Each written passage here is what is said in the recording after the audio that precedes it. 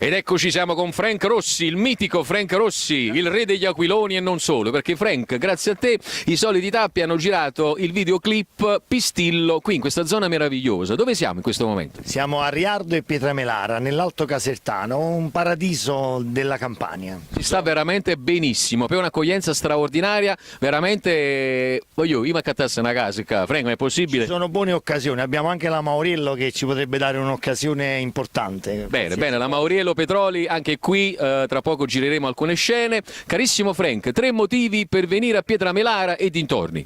È il paese delle acque minerali, è il paese delle ciampate del diavolo a Toro e Piccilli, le prime orme dell'uomo che è salito sulla terra, diciamo, e poi ci sta il cibo, prodotti sani, genuini, almeno penso che sia una zona...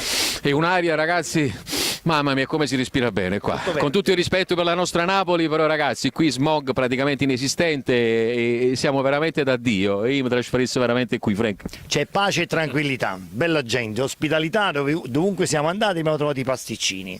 Infatti siamo tutti contenti di collaborare con persone vincenti. Sì, infatti a proposito dei pasticcini, vi faccio vedere, questo amico è venuto da Napoli, pesava 30 kg, ecco, dopo 4 ore, eccolo qui.